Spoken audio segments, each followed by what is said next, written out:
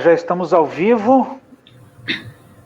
São 19 horas e 30 minutos, iniciando pontualmente a nossa oficina online de gestão de espaços culturais privados. Essa oficina é a segunda que estamos realizando por conta do projeto Repensar para Crescer, que nos traz uma nova perspectiva junto à Fundação Casa das Artes, que está ampliando os seus espaços, realizando uma obra que está praticamente finalizada neste momento e que vai significar não apenas a ampliação dos nossos espaços e da nossa possibilidade de ampliação das atividades, como também trazer o atendimento, né, e o conforto para a nossa comunidade cultural, para os nossos artistas, visto que em nossa Fundação Casa das Artes agora temos um amplo espaço de camarins e atendimento a todas aquelas pessoas que se apresentam, então, no nosso anfiteatro Ivo Darol, né, e utilizam dos nossos demais espaços, sejam eles de apresentação ou espaços expositivos. Dentro do nosso projeto Repensar para Crescer, nós temos como um resumo, né, que o desenvolvimento do município de Bento Gonçalves está ligado principalmente à imigração italiana na região, tendo em sua base econômica a indústria moveleira e o setor vitivinícola, também o turismo, que em nosso município está intimamente ligado às questões culturais. E em virtude disso, com a finalidade de formular e executar as políticas culturais da cidade, foi criada a Fundação Casa das Artes de Bento Gonçalves, através da lei número 1399, de 29 de dezembro de 1986. E a função principal da Fundação Casa das Artes, quando iniciada, é promover o aprimoramento das manifestações artísticos culturais. O nosso espaço, a Fundação Casa das Artes, a sua sede possui um espaço de 4.000 metros quadrados de área organizado em 4 andares, com disponibilidade para a realização de diversas atividades, dentre elas nossas oficinas culturais, exposições artísticas e eventos diversos. Assim, também temos, é claro, nosso setor administrativo e nosso departamento cultural. E, com isso, mesmo em 2021, ainda não havíamos finalizado a parte edificada da nossa estrutura, que ela é uma ampla estrutura, muito bonita. Todavia, essa construção, ela iniciou há 30 anos atrás, né, e a cada administração, a cada governo, houve uma contribuição no sentido de a gente ter o espaço que agora estamos determinando, né, a sua finalização da parte edificada, visto que a gente tinha um subsolo ainda para ser disponibilizado para a nossa comunidade, assim como a entrega de camarins, né, perfeitamente possíveis de atender a nossa demanda cultural. Então, o objeto desse projeto destina-se à melhoria da nossa infraestrutura cultural, já oferecida pela Fundação Casa das Artes, e com isso, né, a gente vem avançando e prospectando o futuro, né, da nossa atividade cultural no município, por que não da Serra, do nosso estado, porque, né, é um espaço que pode receber a todos. A realização desse projeto, ela é do município de Bento Gonçalves, através da Fundação Casa das Artes, Secretaria Municipal da Cultura. Esse projeto, ele tem o financiamento da Lei de Incentivo à Cultura do Estado do Rio Grande do Sul, Sistema Procultura. Governo do Estado do Rio Grande do Sul, Novas Façanhas, e temos também o especial apoio e patrocínio das empresas de Bento Gonçalves, a Cinex Inovação e Emoção, a LNF Latino-Americana, a Serra Inox Qualidade em Aço Inox e a Piva, perfeição nos detalhes, a quem a gente destina um agradecimento muito especial e carinhoso, porque sabe da importância do mecanismo, né, de fomento à cultura através de renúncia fiscal, e essas empresas são comprometidas com o social, com a cultura do município de Bento Gonçalves, e é muito gratificante tê-las como parceiras. Como eu falei inicialmente, essa é a nossa segunda oficina. Nós já realizamos uma oficina destinada a discorrer sobre gestão de espaços culturais do setor público, e na época conversamos com a Júlia Umes, lá da Fundarte de Montenegro, e agora, para contribuir com a gente, né, falando sobre gestão de espaços culturais privados, nós temos a importante participação e a grata satisfação de contar com a participação da Magali Quadros, ela que é produtora cultural, está neste momento, né, atuando junto à Secretaria Municipal de Cultura do município de Caxias do Sul, e para que a gente possa, né, dar os devidos créditos, vou aqui discorrer um pouquinho sobre o currículo da Magali, então. Tá? Magali Helena de Quadros atua na área cultural, na área de produção, na área acadêmica, possui graduação em filosofia e mestrado em turismo pela Universidade de Caxias do Sul, possui especialização em teatro contemporâneo pela Universidade do Rio Grande do Sul e mestrado em teatro pela Universidade do Estado de Santa Catarina. Participou de mais de uma centena de espetáculos como diretora e atriz de teatro, figurinista, cenógrafa e produtora cultural. É integrante do Conselho Gestor do Ponto de Cultura Casa das Etnias em Caxias do Sul. Integrou a publicação La Profesión de Dramaturgia, publicações de la Associação de Diretores de Escena de Espanha, Madrid, no ano de 2011. Ainda produziu os livros Casa da Cultura, 30 anos irradiando arte, e Choros, composições e arranjos de Alcides Versa. Na área do teatro produziu também, entre outros, Rei Lear, com direção de Nestor Monastério, grupo Caleidoscópio. Se eu tiver, me corrige, tá, Magali? Caleidoscópio, acho que aqui no meu texto aqui tem uma digitação equivocada. Caleidoscópio. Então, temos também a Carroça das Relíquias, do grupo Kikui Procó, De Cara com a Máscara, do Tropim Teatro, Mite Encanto, Aventuras e Desventuras de Naneto Pipeta, do grupo Teatro Misericolone. Produziu diversos eventos, entre eles o Caxias em Cena, o Festival Internacional de Artes Cênicas. Também participou do primeiro encontro de teatro para infância e juventude. Enfim, é uma extensa carreira na área cultural, né, de Caxias do Sul, da nossa região, da Serra Gaúcha, né, entre outros tantos trabalhos. Então, com esse extenso currículo, que a gente tem a grata satisfação de contar contigo, te agradecer, Magali Quadros, né, por estar aqui emprestando um pouco da sua trajetória, do seu conhecimento, né, falando sobre gestão de espaços culturais. Tenho certeza que a gente vai poder beber de bastante sabedoria, né, da sua fonte, ok? Então, para mim não ficar aqui me alongando muito também, né, que eu já fiz uma grande e extensa introdução, eu passo a palavra para ti, né, fique bem à vontade, né, para discorrer, né, conforme o seu próprio mecanismo elaborado, para a gente poder estar junto, conversando essa noite.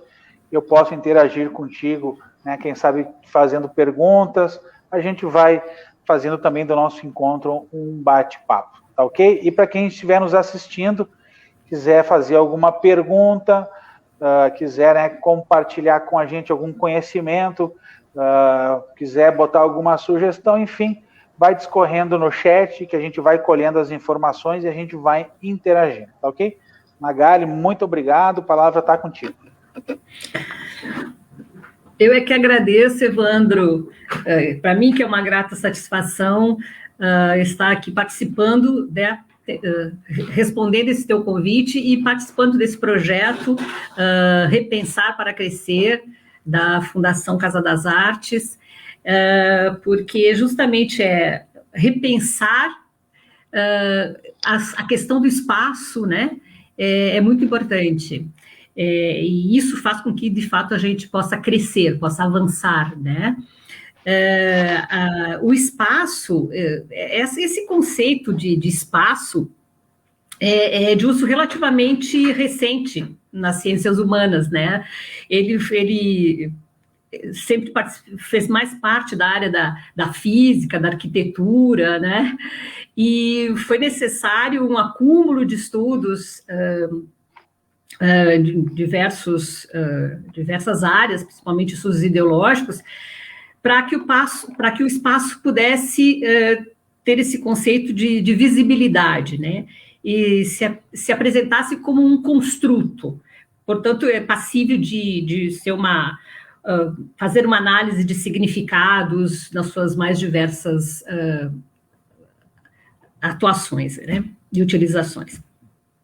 Porque, de fato, a construção do edifício específico para a prática da cultura, que antes, né, num lugar que antes não tinha nada, de repente passa a surgir um espaço para ser utilizado para a cultura. Ou um espaço, um prédio, que era utilizado para uma outra atividade, uma outra função, é reutilizado, revitalizado para ser usado como um espaço de cultura. Então, o espaço, ele se constitui ali numa abstração, né? E também numa desterritorialização daquele equipamento, daquele espaço ali. Por quê? Porque ele foi construído artificialmente, não é? Então, por isso, o que eu coloco aqui hoje, veio trazer hoje, é a possibilidade de nós territorializarmos esse espaço, né? Fazermos com que esse espaço, de fato, faça parte de um determinado território, né? E que perca esse seu aspecto de artificial, de construído e colocado naquele espaço de uma forma não natural, digamos assim. E sempre lembrando que a cultura é um fenômeno local, né? E a cidade é um fenômeno cultural. Então, pensar a cultura é pensar o território, é refletir sobre as realidades locais. Então, o território ele pode ser compreendido na sua dimensão política, econômica e também simbólica, né, que é a cultura. E pode ser entendido como um espaço em que essas dimensões, né, econômica, política, social, se relacionam e se sobrepõem dialogando com o seu entorno, com o espaço social. Então, nós temos uma grande importância nos equipamentos culturais, no momento que ele tem esse aspecto de transversalidade, né, nessas dimensões todas. E podemos, então, pensar o equipamento cultural na dimensão artístico-cultural, como sendo um lugar de criação artística, um lugar das manifestações, das expressões culturais e do encontro entre a produção cultural e o público. Em termos dos agentes culturais que ali circulam, né, ele propõe o desenvolvimento e aperfeiçoamento de saberes e fazeres. Ele se constitui como um laboratório de criação e reflexão dos fazeres artísticos. Em relação ao público, ele é um espaço de fruição, de aprendizado, é um espaço para as expressões identitárias e de novas experiências estéticas. No aspecto social, ele é um espaço de interatividade, né, capaz de influenciar e qualificar práticas de convivência, oferecer conteúdos educativos, e ele serve também como uma referência para comportamentos sociais. É um espaço onde pode se dar a interação social, né?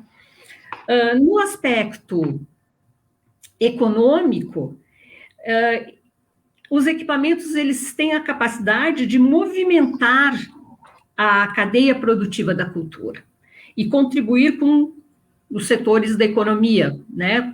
Outros setores, não só da cadeia da cultura especificamente, como o turismo, como o comércio local, todo o comércio do entorno deste equipamento, né? E todas as áreas que estão ali relacionadas às ações e em todas as esferas, tudo que acontece dentro deste equipamento e também no seu entorno.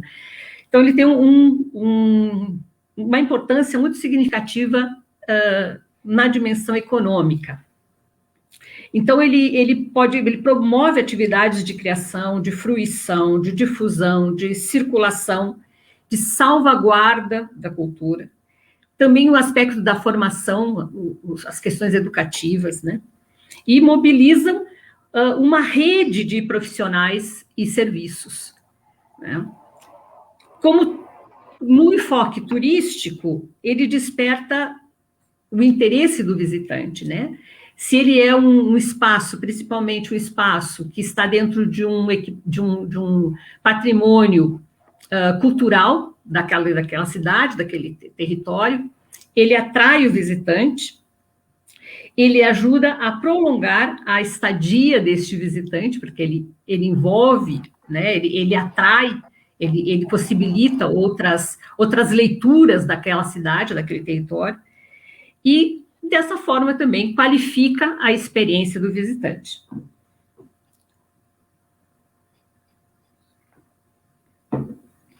E no aspecto organizacional do próprio equipamento, ele possibilita o fortalecimento de vínculos com o seu território de atuação. Uma gestão que está focada na identidade territorial, ela se revela estratégica, no sentido de superar as diversidades e criar equipamentos atuantes e engajados na transformação social. Então, pesquisadores da Universidade da Bahia colocaram um texto interessante dizendo que os equipamentos culturais são organizações com grande potencial de dinamizar o território nos quais atuam. Entretanto, apresentam um contexto gerencial marcado por particularidades e desafios de ordem administrativa, econômica, social e política, aos quais os seus gestores, via de regra, respondem com uma estratégia que, ao centrar esforços em uma dimensão estritamente organizacional, perdem de vista as oportunidades que o contexto territorial oferece, acarretando uma espécie de isolamento do equipamento em relação ao seu entorno e aos demais atores sociais que o compartilham. Muitas vezes, o gestor está envolvido, né, no seu dia a dia em resolver problemas administrativos, em conseguir recursos, em, né, resolver questões do dia a dia, práticas, e ele acaba perdendo um pouco, se desfocando um pouco da realidade social em que ele está, do território onde ele se encontra, né? De focar no público frequentador, no público, no possível, no potencial público frequentador, nas organizações que orbitam no entorno desse equipamento ou na cidade onde ele está, e mesmo na região, né?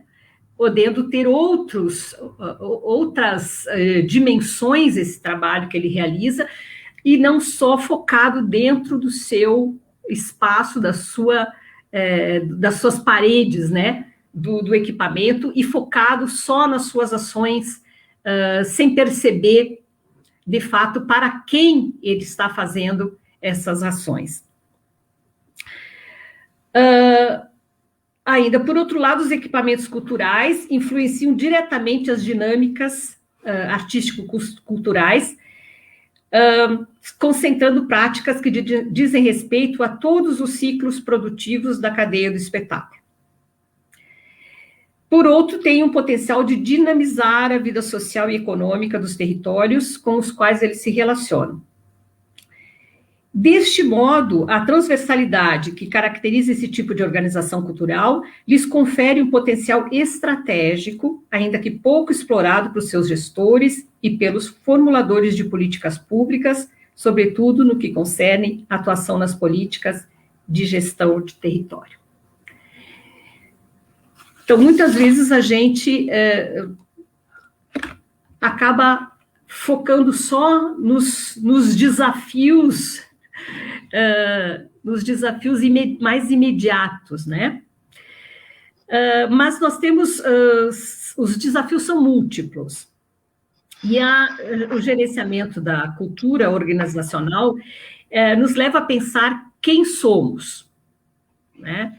E o desafio disso é superar essa dupla natureza da gestão dos equipamentos, que é a natureza artística e a predial, né? Nós temos que harmonizar a dimensão artística e a gestão do prédio, né? A gestão propriamente do equipamento.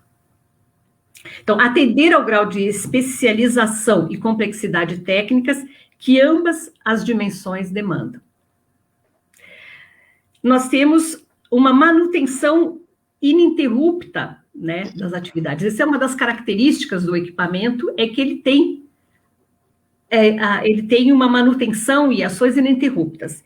Então, ele tem que compatibilizar a natureza de projetos, que ele trabalha com projetos, da maior parte das fontes de financiamento, com a condição ininterrupta das suas atividades. Então, normalmente, se trabalha com projetos, os projetos, eles têm um início, meio e um fim, né? Eles têm uma vida útil, uma vida de meses ou de alguns poucos anos, e depois você tem que refazer, né? Você tem que estar sempre refazendo novos projetos para que as atividades não sofram uma descontinuidade.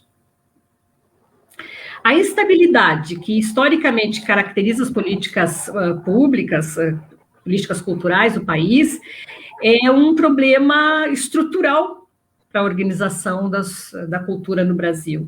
Essa instabilidade faz com que o gestor esteja sempre em busca de novas fontes de financiamento, de novos mecanismos para poder manter as suas atividades. E, além disso, tem que manter uma equipe permanentemente mobilizada diante desses desafios de manutenção do fluxo de recursos financeiros. Nem sempre consegue manter uma estrutura ideal, né?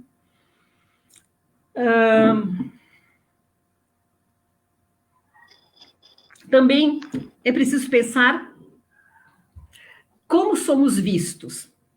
Além de quem somos, como somos vistos? Que imagem nós passamos para esses sujeitos interessados no nosso equipamento? Então, é preciso que a gente crie uma interface, né, com órgãos responsáveis pelas políticas públicas para a cultura. E muitas vezes nós não temos esse diálogo aberto com os agentes públicos, né? E é importante que o gestor público tenha esse diálogo com o espaço público, né, aberto. O pouco diálogo com órgãos do poder público responsáveis por políticas públicas de outras naturezas, mas se relacionam com as atividades do segmento. Então, é importante mantermos esse diálogo aberto com as outras pastas, né? Não só da cultura, mas da educação, do turismo, do esporte, enfim, os vários segmentos do município, para que a gente possa ter um bom relacionamento e possamos trabalhar em conjunto. E é importante criar também esse diálogo, essa interface com a cidade, né? E todas as suas... os seus temas, o seu movimento, né? A vida da cidade. É preciso também, como um desafio, manter o diálogo com o público, fazer uma mediação cultural com este público. Então, identificar a opinião e as expectativas do público em relação ao equipamento. Perceber as necessidades de mobilização, de montar estratégias para mobilizar este público. Pensar quem queremos ser e como queremos ser vistos. Essa caracterizando esta visão estratégica, ter as definições de curadoria, contextualizar os acervos e as atividades oferecidas com a razão de existir do equipamento e com o contexto externo no qual o equipamento se insere. Então, esses são os desafios que se impõem ao gestor, né? Entender quem ele é, quem o equipamento é, quem ele quer ser, né? E como ele quer ser visto. E ao conjunto de desafios se soma um problema estrutural para as organizações culturais do Brasil, né? Que é essa instabilidade que caracteriza as políticas culturais do país. E é o que nós estamos sentindo nesse momento, né? Uma instabilidade muito grande, que já vem de anos, e ainda mais com esta pandemia, a instabilidade ficou ainda maior, porque nós não sabemos quanto tempo vai durar, né? Se podemos voltar às atividades presenciais, quando, de que forma, se teremos que transformar essa veiculação, esse contato com o público, utilizando cada vez mais as tecnologias, não é? E tentando também superar esse desafio, que é essa nova linguagem, né? Esse afastamento do corpo a corpo com o nosso público, que é uma forma insubstituível, eu diria, né? Nós não temos como substituir as relações físicas, né? O olho no olho, a dimensão política do encontro, né? Essa a gente não consegue superar, senão com as questões presenciais, porque por mais que a gente se comunique pelas vias digitais, não é a mesmo tipo de relação, não é? A relação da interação com o outro, e principalmente no ato político do encontro né, seja num espetáculo de teatro, num show de música, ou mesmo numa exposição, onde você tem o contato direto com a obra, o contato direto com as pessoas que ali frequentam, que você possa trocar informações no momento em que a fruição acontece, né? Então, são desafios que, neste momento, se impõem ao gestor público, né? Ao gestor, ao gestor dos equipamentos, sejam eles públicos ou privados. E o privado ainda mais, porque o privado, ele não tem esse aval, digamos assim, do poder público, né, da sustentabilidade pelo poder público. Ele tem que buscar inúmeras fontes para conseguir se manter, para conseguir manter as portas abertas, para conseguir fidelizar o seu público e conquistar novos públicos.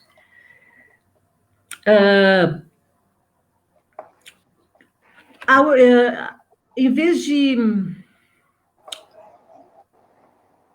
Eu queria dizer que as organizações geridas pelo poder público, por exemplo, elas têm um impacto gerencial muito direto, né? Nas mudanças, por exemplo, que tem a ver com a instabilidade, que é as mudanças de gestor, né? Também, nem sempre as estratégias estão, as diretrizes estão claras, sempre também há uma preponderância de critérios políticos que se sobrepõem aos critérios técnicos, né, para nomeação de profissionais. Há sempre uma redução de contingenciamento, de orçamento, né? Então, são desafios dessa instabilidade no equipamento público. Já no equipamento das organizações privadas, ele sofre um impacto indireto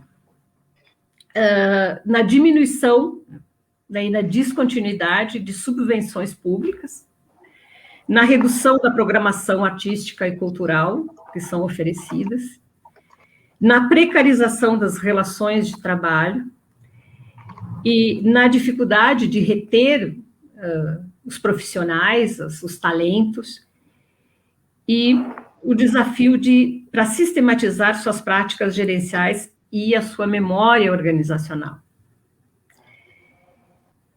Com as dificuldades, o gestor tende a se concentrar no que parece ser daí prioritário, que é a sua natureza, a natureza da sua existência num primeiro momento, que é a ação cultural. Porém, como todas as demais dimensões gerenciais estão limitadas, a própria idealização, a organização, a promoção da ação cultural ficam comprometidas, né, e enfraquece o impacto do equipamento cultural como um todo. A gestão territorializada, que aqui eu coloco como uma estratégia de gestão, ele se apresenta como um auxílio para o gestor para superar esses desafios, enxergando a organização de uma forma mais sistêmica, tanto organizacional quanto territorialmente. E os benefícios dessa gestão, né? Da gestão focada no território, na identidade territorial. Os benefícios para o desenvolvimento do equipamento é a diferenciação da sua ação, o senso de pertencimento entre seus públicos de interesse,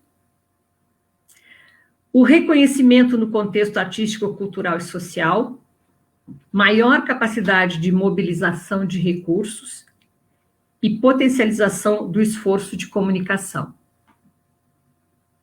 Os benefícios interorganizacional, ou seja, os benefícios das organizações do entorno deste equipamento. É o aprofundamento, a diferenciação e do senso de pertencimento, maior impacto no contexto artístico, cultural e social, A inovação e resolução conjunta de problemas, isso é muito importante, para que o equipamento não fique isolado, não fique sozinho, mas que ele consiga dialogar, consiga se integrar com as outras organizações do entorno, do seu entorno, da cidade, da região, enfim, que ele possa ter esse olhar para as outras organizações, sejam elas culturais ou mesmo de atividades afins. Outro benefício é o acesso a novas fontes de financiamento, né? A representação política do grupo, então ele não está sozinho, e o impacto na economia criativa, no momento que ele dialoga com outras organizações, com outras entidades, com outros públicos. E o benefício para o território é o reforço dos ganhos todos, dessas etapas anteriores que eu falei, um adensamento das relações territoriais, o despertar de um sentido comunitário a partir dessas ações culturais, e uma ação política mais efetiva no nível territorial, provocando um impacto de desenvolvimento nesse território. A gestão territorializada, ela faz com que o equipamento esteja presente, ele pertença ao espaço, e o espaço acolhe este equipamento. Tem essa percepção de que ele pertence a este território, que ele faz parte deste território.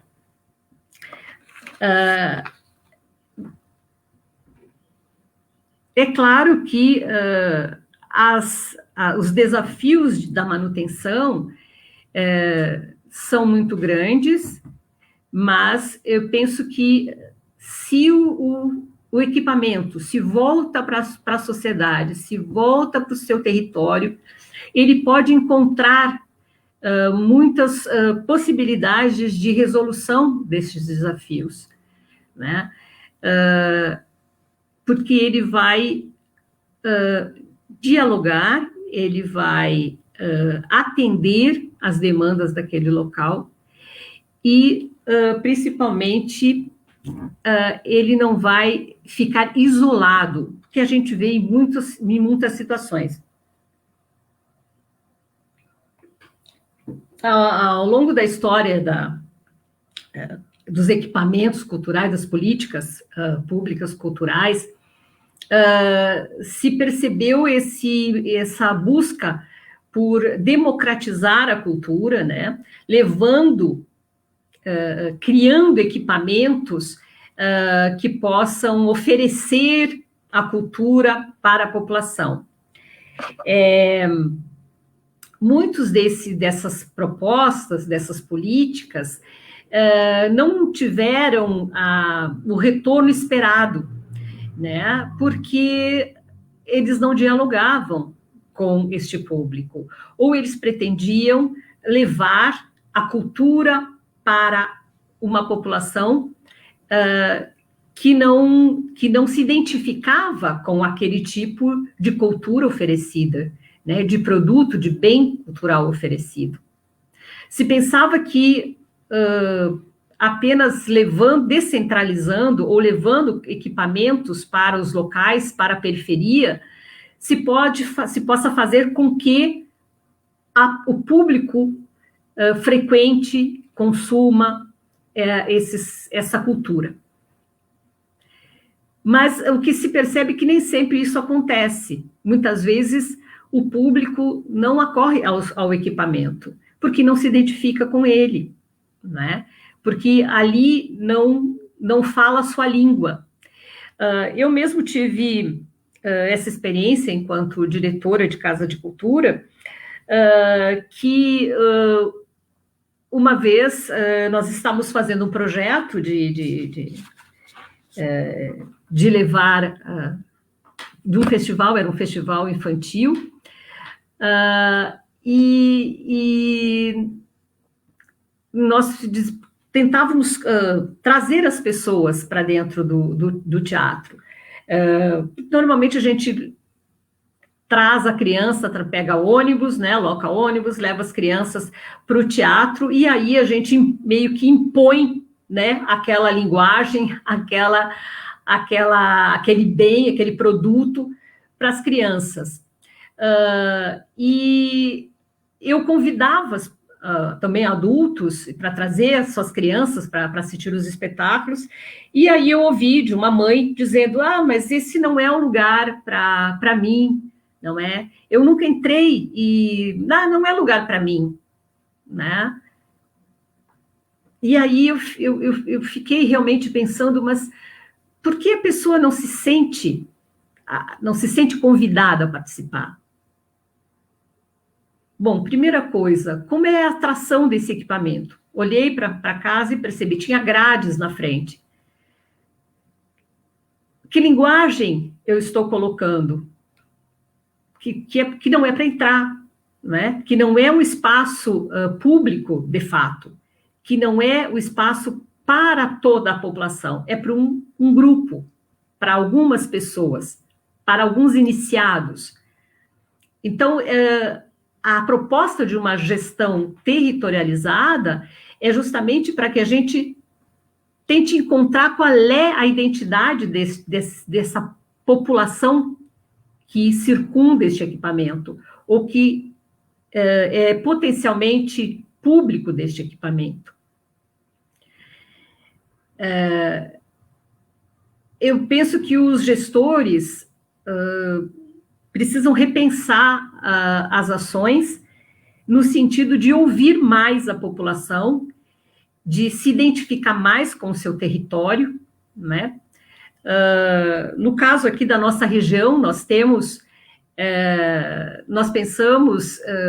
em colocar sempre dentro dos nossos equipamentos a cultura que tem a ver, muitas vezes, com a nossa origem étnica, tradicional, a nossa matriz étnica e migratória, mas nós temos também na nossa cidade outros públicos que também precisam ser atendidos, que precisam ser olhados, que precisam ser escutados.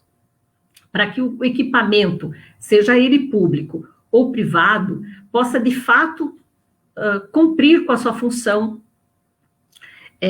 de levar, de oferecer, de possibilitar a criação, a promoção, a circulação e a salvaguarda da cultura, para que o público, o cidadão, se sinta ali acolhido, se sinta ali atendido nas suas demandas e nas suas possibilidades de se identificar, nas suas possibilidades de pertencer a esse espaço. Dessa forma, a gente vai poder atender e pensar qual é a melhor forma de gerir esse espaço.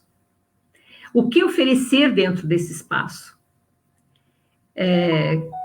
Que serviços nós podemos oferecer? Que relação nós temos com este território em que o equipamento está localizado? Nós podemos fazer ações que extrapolem as paredes do equipamento, né? Que, de fato, dialoguem com o público, dialoguem com as instituições e as outras organizações presentes, que dialoguem com o poder público e que, de fato, cumpra a sua função de equipamento cultural, de espaço cultural, né? Esse espaço abstrato, né? Que não é só o equipamento, mas esse espaço que está na cabeça, né? E no sentido, no sentimento de pertencimento identitário das pessoas. Era isso que eu gostaria, então, de colocar. Não sei se o Evandro gostaria de fazer algum comentário. Bom, Magali, primeiramente, obrigado, né, por todo esse conteúdo, né, que você nos traz. É um mundo de desafios, a gente sabe, né, sejam eles financeiros, de entendimento, de público, de arte, de conceito, né, ele realmente o centro cultural, né, o espaço de cultura, seja ele privado ou público, né, ele é repleto de desafios a serem vencidos, e esses desafios a gente vive no dia a dia de todas as formas, mas vejo como muito importante, né, essa contextualização, né, referente ao diálogo, né, de saber poder colher junto, né, ao seu público, à sua sociedade, aquilo que pode tornar o espaço realmente de portas abertas para que a comunidade possa se sentir abraçada por aquele espaço cultural, né, e que entenda que esse espaço é para aquela pessoa, é para aquele grupo, né, e dentro de toda a sua transversalidade, sua diversidade, que a cultura, né, pode ser independente de que se um espaço tenha uma ligação a determinado segmento ou setor, né, ou não, né, o espaço cultural, na verdade, ele é sempre um centro de aprendizado, convivência, de evolução. Mas eu gostaria também para poder a gente interagir um pouco, né, eu vou cumprimentar aqui algumas pessoas que a gente identificou, né, que colocaram alguns comentários, deram um oi para a gente. Então, nós temos a Rita Guerra, que é da área da dança, né, eleita representante do Conselho Municipal de Política Cultural agora recentemente, a Paula Galtério, nossa bibliotecária, a Cláudia Benato, a Maria Inês Chilante, a Aline Todeschini, a Lisiane Mazeto, a Cláudia Kunst, né? Um abraço a todas essas bravas mulheres aí, representante da cultura. Lá no início, o Rodrigo dos Santos, ele nos deixou uma mensagem, né? E começo parabenizando a gestão pela conclusão dos camarins tão necessários e por muito tempo requisitado pelos artistas que utilizam o espaço. Obrigado, Rodrigo. A gente sente como uma vitória, né? Enfim, da comunidade artística mesmo, né, que vai ser a principal usuária, né, desse espaço. E também temos um comentário do Sandro Giordani, que ele nos coloca: parabéns, Magali Quadros, pela sua participação junto ao Ponto de Cultura Casa das Etnias. Lá tem nossa co-irmã Círculo Trentino. Participamos juntos da TEA RS com a apresentação de nossos pontos de cultura. Então, ele te manda, né, um parabéns, né, e boas vibrações em virtude dessa ligação com a Casa das Etnias. E também a gente tem algumas perguntinhas aqui, né? Vou começar pela Rita Guerra. Ela nos coloca assim: a partir da premissa territorial, tanto equipamentos públicos ou privados carecem de estratégia, de princípios, do que se poderia chamar de economia colaborativa, para que, apesar das singularidades, sejam potencializadas as soluções. Qual seria uma estratégia de engajamento territorial para os equipamentos e fazeres privados? Essa é a pergunta que a Rita nos coloca. Como você acredita que possa ter essa estratégia de engajamento, Magali? Eu penso que a primeira estratégia é a escuta, é o olhar, não é? Para esse território. De fato, abrir-se para essas demandas, para essa identidade local, não é? E trabalhar junto aos agentes culturais, às lideranças da comunidade, né? Se colocar como mais um elemento dentro daquela comunidade, né? Não como o equipamento, não como o espaço que vai dizer o que é a cultura, como deve ser consumido, o que deve ser feito, mas que se possa, de fato, olhar para esta população, para essas pessoas, para essas manifestações. E uma outra estratégia de ação, de territorialização, são as parcerias, né? E o diálogo e com outras organizações, de se pensar quais são as outras entidades, quais são as instituições, as associações, os grupos que também estão neste território, que também estão normalmente com os mesmos desafios, não é? E que se pode trabalhar junto. Se pode trabalhar junto no sentido de construção de uma identidade ali, trabalhar junto na questão dos recursos, né, dos financiamentos, se pode fazer trabalhos em conjunto, se pode fazer programas, projetos em conjunto. Mas para isso precisamos deste diálogo, de abrir este diálogo, de olhar, né? De abrir as janelas do equipamento, as portas do equipamento e olhar para fora, não é? Olhar para fora e dizer quem nós somos neste contexto, quem são os nossos parceiros, nossos possíveis e potenciais parceiros, não é? Para que possamos construir juntos essa estratégia. Muito bom. Eu vou trazer aqui uma pergunta também da nossa bibliotecária, a Paula, que ela, enfim, está à frente, né, da gestão da nossa Biblioteca Pública Municipal Castro Alves, e que agora, no mês de abril, se prepara também para realizar algumas ações em virtude da Semana do Livro, que teremos no mês de abril. E a pergunta da Paula é a seguinte: Magali, em função da pandemia, os equipamentos culturais estão desenvolvendo suas ações de forma online. Porém, estamos percebendo uma diminuição no interesse do público em participar de lives, que foi muito disseminada essa questão lá no início, né? E hoje em dia, embora a gente esteja fazendo uma live, né? Por uma questão de respeito e obrigação, né, por conta dos decretos e do cumprimento das regras, né? Mas ela pergunta, né, tem alguma dica de estratégia para atrair o público para esses eventos, né, dos espaços culturais, que neste momento não podem receber, né, o tão esperado público? Este é realmente um grande desafio, né? Na verdade, conquistar novos públicos, novas plateias, novos consumidores, sempre foi um grande desafio, né? Mesmo em tempos antes da pandemia, né? Despertar o interesse. Então, é preciso seguir por vários caminhos, né?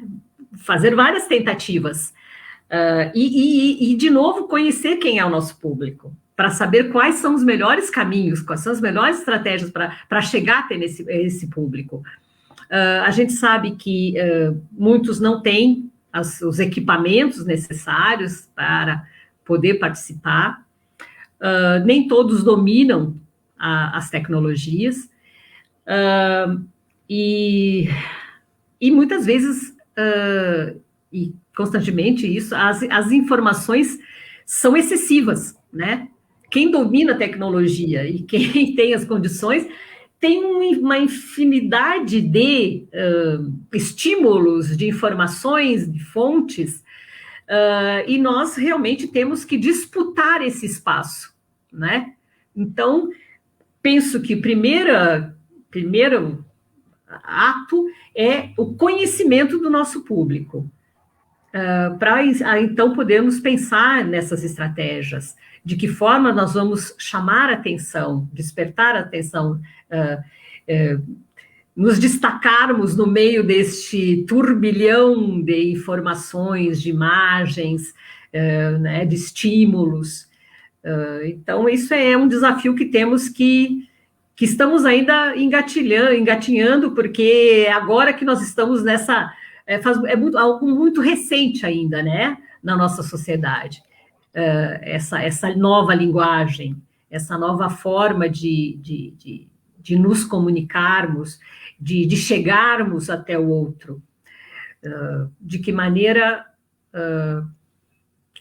e que mídias né, são as melhores para a gente chegar até aquele determinado público, com aquelas características.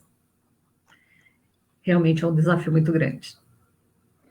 Como a gente pode, na verdade, né, tocar o público, né, de uma forma diferente, porque, como você falou, é tudo muito novo e é tudo muito dinâmico, né? Então, o novo, né, de 6 meses atrás, né, talvez já não seja tão novo, né, hoje, e a gente precisa estar sempre se reinventando e buscando essas novas formas de como, em tempos de pandemia, né, poder tocar o público e fazer com que ele interaja, né, de forma real, digamos assim, mesmo que virtualmente. Eu tenho aqui um recado, na verdade, né, uma mensagem da Juliana Gedós Tiepo, né, parabéns pela live, precisamos falar mais sobre a importância dos equipamentos culturais, arrasaram. Obrigado, Juliana. A Eunice Pigosso, importante essa fala da Magali no que diz respeito ao olhar de fato para as pessoas e agentes culturais do território. Realmente muito importante. Eunice, uma nossa bibliotecária também do município, né? Hoje está na iniciativa privada e a gente reconhece o trabalho dela, criando sempre muita movimentação, né, criando eventos no sentido de propor, né, novas iniciativas de engajamento com o público junto ao espaço cultural dela, né, que é a Livraria Dom Quixote. Parabéns por todas as tuas ações, Eunice. A gente tem uma mensagem também aqui da Cecília Posa, querida amiga. Ela nos diz: Magali Quadros, Evandro Soares, muito bom ouvir e aprender com você sempre. Magali fala com propriedade, porque tem uma longa trajetória na área. Realmente, muito bacana. Nós temos também aqui uma mensagem de novo do Rodrigo dos Santos. Acredito que, como a Magali falou, temos que despertar o interesse do público. Como a Secretaria de Cultura despertou o nosso interesse para a live, que está sendo maravilhosa. A live é necessária, mas ela é um passo do caminho. Ela sempre precisa de um propósito, levar conhecimento, né, ou a outro passo a seguir. O Rodrigo também menciona, né, algo referente à inclusão digital, um desafio premente diante dessa forma híbrida que se instaura, realmente. A Rita Guerra nos coloca: menos forma expositiva e mais participação mediada pelo interesse. Poderia ser uma alternativa? Menos forma expositiva e mais participação mediada pelo interesse. Poderia ser uma alternativa? Uma pergunta da Rita. Sim, penso que sempre, se nós formos ao encontro do interesse, né, do público, que a gente pretende... eu acho estranho, né, dizer atingir, mas não, o público que a gente pretende receber, né, não só atingir, mas receber. Eu penso que essa esse novo olhar é isto. Como tocar, como você estava falando, Evandro, tocar neste público, essa dimensão humana, não é? Porque muitas vezes a gente fica pensando em como resolver, quantos atendimentos vamos fazer, né? Quantas pessoas vamos atingir, e, de fato, o que a gente precisa é pensar em como vamos atrair essas pessoas, que linguagem vamos usar. Muitas vezes a gente usa uma linguagem também muito formal, muito técnica, né, encontrar esses caminhos, essas linguagens, que a gente possa tocar as pessoas, tocar esse público. Nós temos aqui uma mensagem que eu acabei deixando para trás, mas muito importante. Ela é do Clóvis Prates. E o Clóvis Prates, atualmente, ele está à frente da gestão da Praça Céu, que nós temos aqui em Bento, né, que é o Centro de Esportes e Artes Significados. Caxias também tem uma unidade, né, e o comentário dele diz o seguinte: a importância de conhecer o território e o público que vive no entorno, procurar ouvir cada território, para que cada um traga suas ideias de forma que possamos aprender a ouvir para melhor atendê-los. Realmente, e o Clóvis, né, ele tem uma experiência muito bacana e da qual eu participo e a gente colaborou um pouco nessa construção desde que a gente iniciou, né, as atividades na Praça Céu. A gente sabe que as Praças Céus, elas foram em alguns municípios problemas, nem conseguiram finalizar, muitos municípios conseguiram, enfim, né, alcançar os seus objetivos, né, e na verdade, ela traz um modelo, assim, da qual eu acredito bastante, né, que é a questão da gestão compartilhada, onde se cria um grupo gestor, né, justamente para que esse grupo gestor sirva como uma espécie de conselho consultivo, ou de conselho deliberativo, ou de conselho ouvinte, ou de conselho, né, expositivo. E nessa gestão compartilhada, nesse grupo gestor, estão ali representantes do poder público, representantes das entidades que fazem parte do território, do entorno daquele espaço cultural, né, representantes da sociedade civil, né, em determinadas áreas. E eu gosto de falar da Praça Céu porque eu não tenho problema nenhum em me referir desta forma, muito embora talvez as pessoas possam achar estranha, né? Lá atrás, quando a gente estava no processo de gestão, de conclusão da Praça Céu, até a gente conseguir, né, realmente implementar todas as atividades, a gente teve problemas, a gente teve problemas de vandalismo, de depredação, né, isso acabou trazendo, né, uma imagem ruim para o espaço. Aí depois queriam cercar a Praça Céu, nós não deixamos, assim, não, a gente tem que colocar atividades, o espaço tem que ser aberto para o atendimento do público, e naquela época lá atrás, né, a gente até ouvia falar, algo que não nos encantava, por óbvio, né, que não era Praça Céu, era Praça Inferno, mas a gente fica feliz, né, de poder ter botado a Praça Céu para funcionar, né, e hoje eu gosto de dizer que ela é a nossa Praça Paraíso, né, porque a gente está cada vez mais feliz, e dentro desse modelo de gestão, né, e dentro do acolhimento das pessoas, do entorno, do território, do diálogo, né, a gente cria uma certa blindagem, né, porque as pessoas se sentindo participantes, pertencentes daquele espaço, elas ajudam a cuidar, né, elas não deixam que outras pessoas utilizem o espaço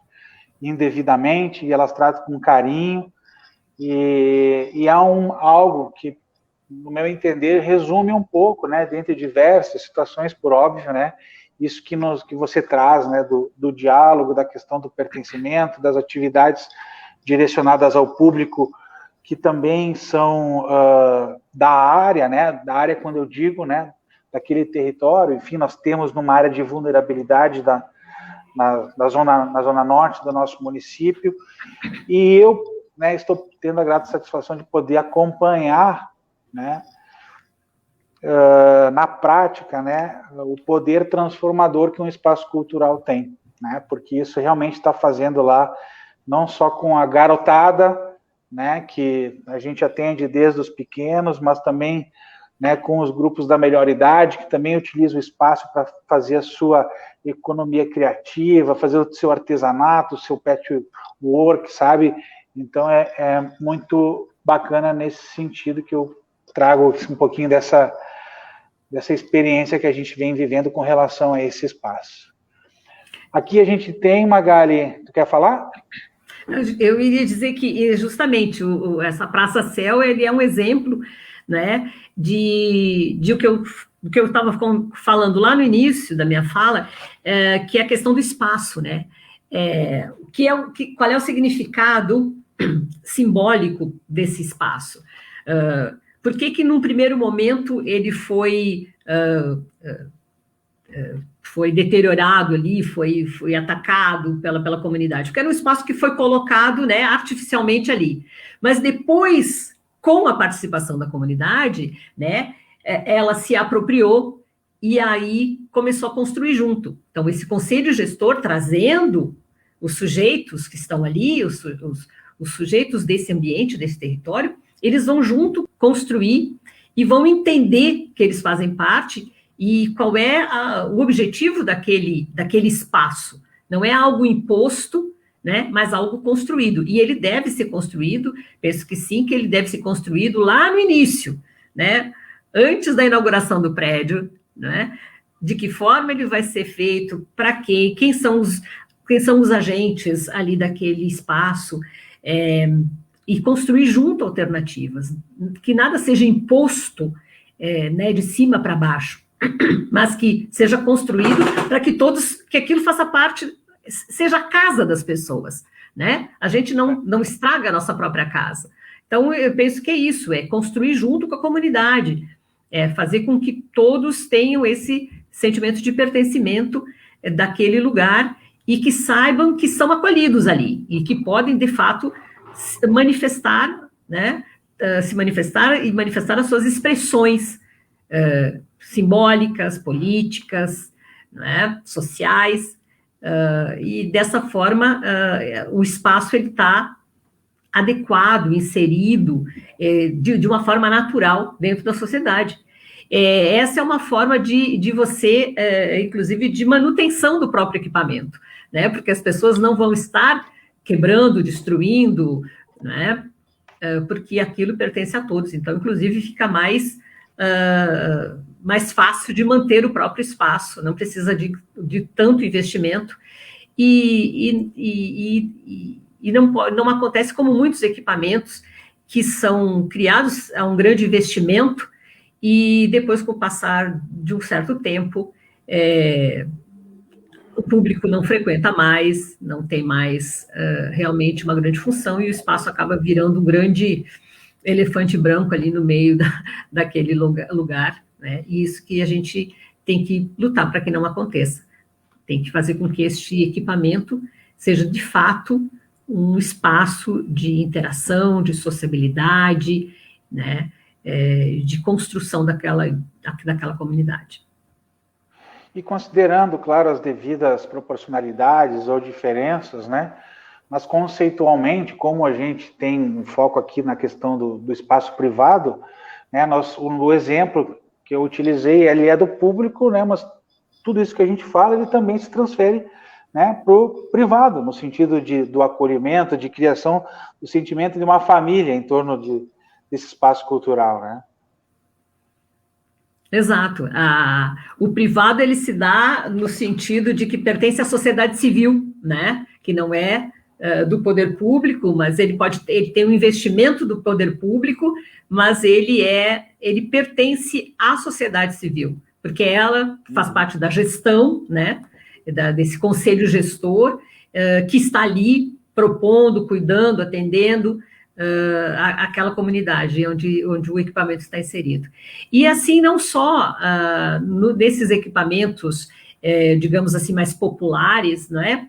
Mas todos os equipamentos, todo tipo de equipamento, mesmo de empresas, de instituições, os equipamentos devem falar com este seu povo, né, com seu público, deve conversar com as outras instituições também privadas.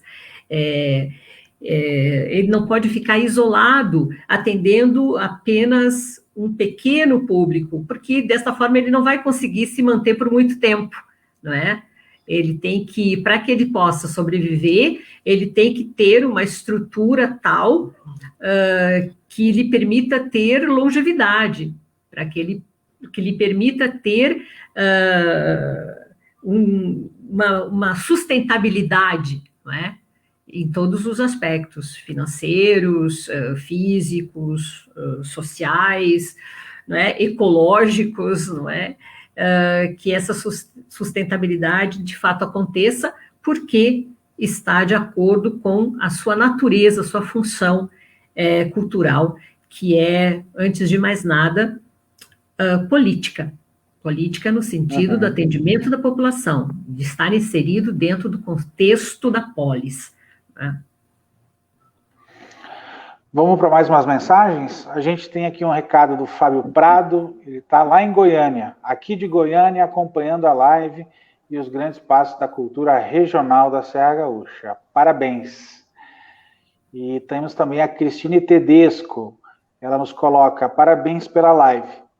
Tenho buscado formação para criar situações de interação do público durante as minhas aulas de História da Arte online. É uma tentativa de convidar as pessoas para se aproximarem do conhecimento neste formato tecnológico, em que não podemos compartilhar momentos presenciais. Isso tem se mostrado interessante para estimular a vontade de saber e a busca de cada um pela arte e pela cultura. Obrigado, Cristine. Bem, nós já estamos há cerca de 1 hora e um pouquinho, né, de nossa live desta noite, né? Quem está nos acompanhando, se tem mais alguma pergunta, né, pode ir colocando ali no chat, que a gente recebe aqui, a gente acaba, né, passando para a Magali, né, ao vivo, para que todos possam acompanhar. Antes de finalizar, mas também já dando alguns encaminhamentos, né, eu gostaria de poder, assim dizer, que eu acredito muito no espaço cultural, no equipamento cultural, né, seja público ou privado, porque, na minha visão, é ele que garante a perenidade da cultura, né? A gente vem trabalhando nesse sentido aqui em Bento Gonçalves nos últimos anos, né? Esse projeto Repensar para Crescer e a finalização aqui da Casa das Artes vem nesse sentido, mas também nos últimos anos a gente fez a reentrega do Museu do Imigrante para a comunidade, que foi totalmente restaurado e passou por um tempo fechado, né? A gente vive também essas deteriorizações, né, dos equipamentos culturais, que depois precisam de um resgate, de grandes investimentos também para poder reentregá-lo para a comunidade, visto a sua importância, inclusive histórica, né, não apenas cultural. Nós ganhamos também nos últimos anos uma rua coberta, que eu gosto de chamar de espaço cultural, porque a gente tem a oportunidade de realizar ali diversos eventos.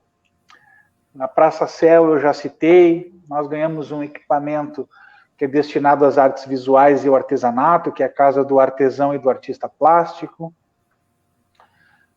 Nós estamos trabalhando, né, no Centro Cultural Tuiuti, que é a revitalização de um prédio que também chegou, né, a ficar quase em escombros, e na revitalização do patrimônio edificado daremos uma finalidade, né, de centro cultural, valorizando a territorialidade onde ele se encontra, porque ele está num distrito, né, numa área periférica da nossa cidade.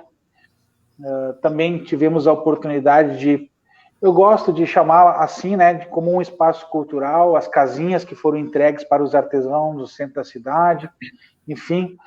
E a gente tem planos para o futuro, né? A gente também tem algumas questões que a gente precisa repensar para crescer, pensando no potencial de Bento Gonçalves, no potencial da cultura, né? Então também temos planos para o nosso arquivo histórico, para a Biblioteca Pública Municipal Castro Alves. Os desafios são muitos, mas a gente pretende chegar lá. E temos planos também para o resgate de uma brizoleta, lá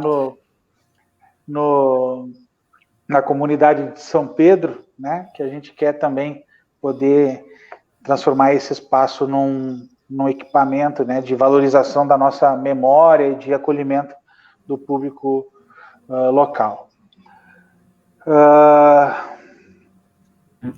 Realmente, Evandro, o município de Bento está de parabéns e o trabalho da secretaria, né, capitaneado pela tua pessoa, realmente a gente tem visto aqui na região, a gente olha para Bento e percebe que Bento está fazendo o tema de casa, né? E realmente está trabalhando, está construindo, está resgatando, e vocês estão realmente de parabéns, porque estão fazendo um belíssimo trabalho. E dizer que realmente Bento está se destacando, né, nesse protagonismo da cultura da região. Então, estão de parabéns e torcer para que tudo melhore, para que as coisas possam ir cada vez mais de vento em popa, né? Que a gente possa realmente, e que a gente possa, entre os municípios da região, construir juntos, né, digamos assim, esse corredor de ações, de circuitos culturais, que a gente possa, junto com o turismo, junto com a economia criativa, que a gente possa cada vez mais desenvolver a nossa sociedade, utilizando, né, a cultura como uma ferramenta de progresso, de crescimento de toda a sociedade, né? E não só crescimento econômico, mas também crescimento simbólico, né? Crescimento cultural, crescimento como humano, né? Que eu acho que esse é o grande papel da cultura e das artes, o desenvolvimento humano. E é isso que é importante. Então, mais uma vez, parabéns, Evandro, e vamos torcer para que tudo sempre melhore, né? A gente tem uma comunidade cultural muito forte, muito aguerrida, um Conselho Municipal de Política Cultural muito participante, né? E, com certeza, com a união de todos e com o impulsionamento, com a força de vontade, com a sugestão, com o diálogo, a gente consegue atender as demandas, né, e, por consequência, avançar de uma forma geral. A gente tem aqui uma sugestão da Márcia Carraro, que já está anotada e vamos implementar, Márcia, está bem anotada, que ainda acho importante fazer um grupo de estudos para pensarmos em formação de plateia presencial e online. É realmente uma preocupação, né, e acho que um estudo, inclusive, né, um grupo de estudos e mais pessoas pensando, realmente a gente pode ter, chegar a algumas soluções ou encaminhamentos, né, a gente também tem que testar, né, todas as possibilidades que são colocadas à prova para a gente buscar também, às vezes pelo acerto, pelo erro, buscar avançar. Exato. Anotada a sugestão, né, e também temos uma última mensagem da Cláudia Kunst, que diz: parabéns pela live, sou produtora cultural em Dois Irmãos e estudante de gestão pública. Considero importantíssimo este tema, inclusive para, como profissional do setor, contribuir com o poder público de minha cidade. Olha que bacana, né? A gente também tem essa possibilidade de levar, né, para além fronteiras, né, a cultura através dos meios online. Eu acho que nós estamos finalizando, então, Magali, tá? Eu vou fazer aqui as considerações finais, né, de nosso protocolo. Então, para quem não nos acompanhou desde o início, essa é uma oficina, né, de gestão de espaços culturais, que faz parte do projeto Repensar para Crescer.